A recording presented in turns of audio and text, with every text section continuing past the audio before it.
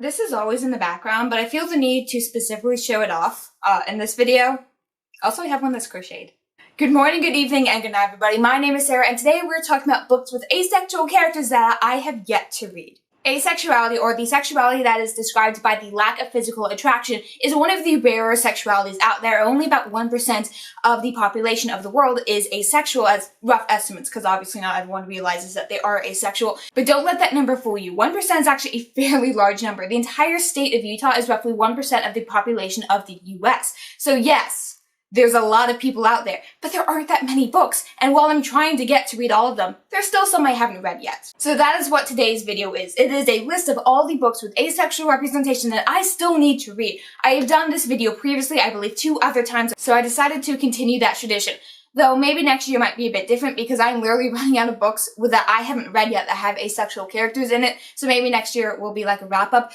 We're not talking about next year though, because right now it's just a TBR.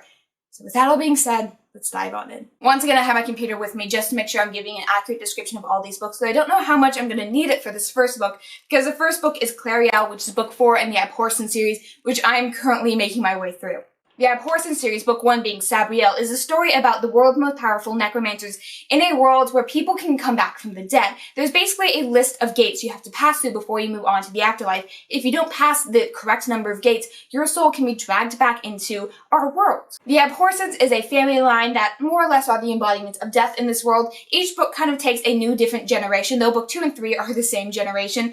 Book 4, however, with Clara, is a new generation with new characters, and one of them's asexual. I don't know which one it is though, but that's going to be very interesting for the fact of the family line, because not many asexuals choose to carry on to have a family later. So, I mean, like, they're going to be like partially royalty, but also like partially necromancers, which in itself is amazing. And I just love the writing of this book. It's very classical fantasy, but it also has females as the main characters almost all the time.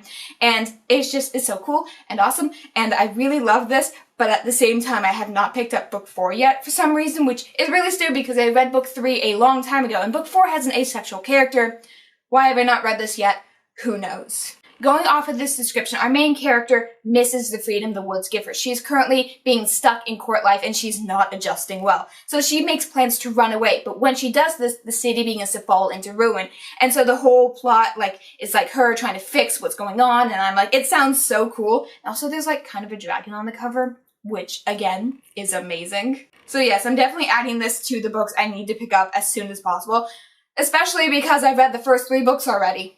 The next book I have to talk about is Summer Bird Blue. This is a contemporary story that deals with grief. Our main character recently lost her sister in a car crash, and their mother sends a living sister to go live in Hawaii with her grandmother. Our main character is dealing with the loss of her sister and basically the abandonment of her mother while she's trying to understand what is going on in her life. Our main character and her sister used to write songs together, but now that her sister isn't there, our main character has to pick her life up again, and she's hoping to have help with the boys next door, the surfers that she meets in Hawaii. This book does have hints of romance, both with the current storyline and a couple of the flashbacks that you see throughout the book, though I'm hoping the asexual character is our main character, though I don't see anything that directly connects those two together. I just really hope it is, because I need more main characters that are asexual, and it's just like a thing, it's not their storyline. This is a well-loved book on BookTube, and I can totally understand why. It has a 4-star average on Goodreads, which is really rare and really amazing. I have been looking for books that deal with grief, though I haven't actually read any yet, so I'm hoping that this will just add to the list.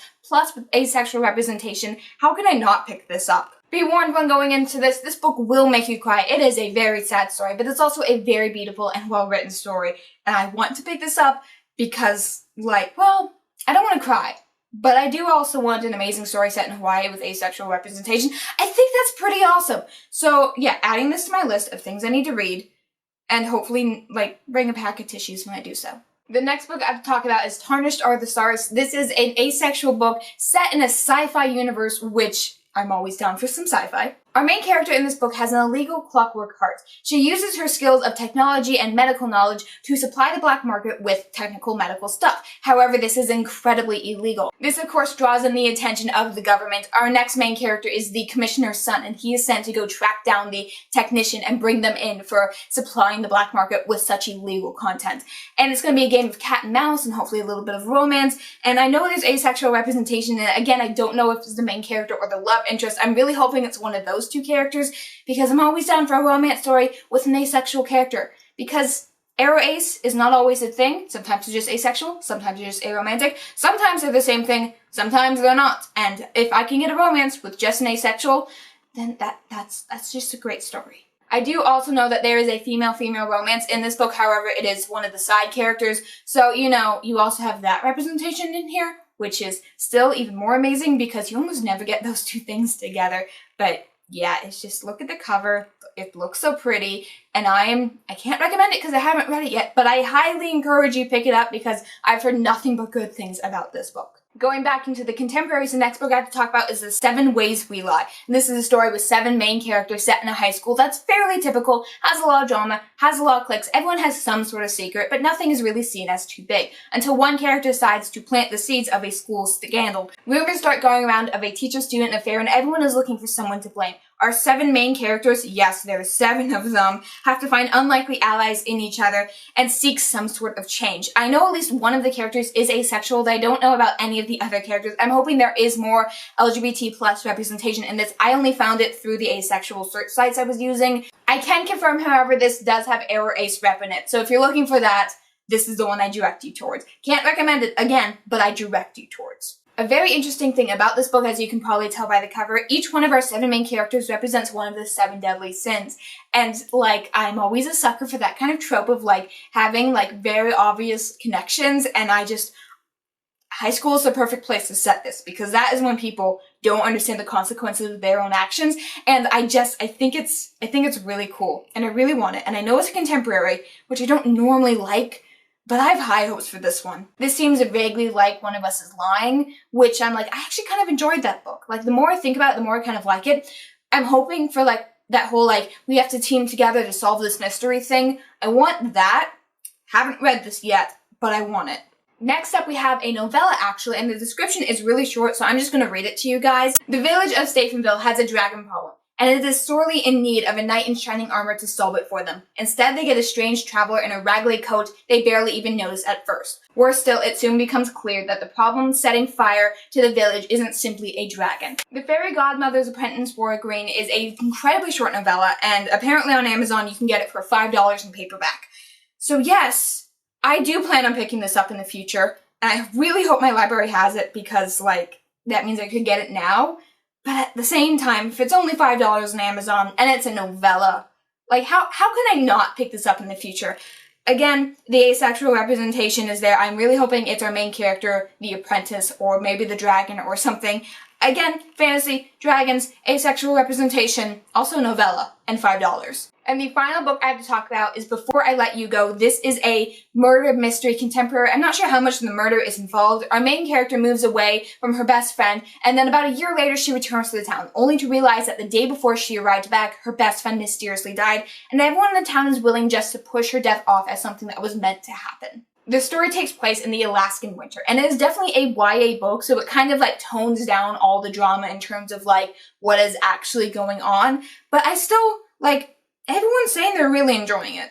There are some trigger warnings that I do feel like I need to mention. Bipolar disorder, suicide, death, and grief are all listed on this, so if you're not comfortable reading that, then don't. However, this is a book with asexual representation, and it's also kind of a murder mystery, so, you know, that's like, take it as you will, but it sounds really awesome. Out of all the books I have talked about today, this one is definitely the lowest rated. However, I still do plan on picking this up once I'm in the better headspace because this isn't really something I'll be reading about right now, but it still sounds really cool. And I heard a lot of people talk about it, and I really do want to, like, pick it up at some point. Hopefully I can just get it from my library because if it's, like, again, it's, like, a little lower rated than I'm normally comfortable reading, so I don't want to spend money on it, but I do have a very good library. So yes, definitely putting this on my eventually get to list. Asexual representation usually ends up on that list, though I don't know how high up it will be in my priorities. So that has been all the books with asexual characters I still need to get to. Like, I haven't even talked about these books yet, which is really disappointing because some of them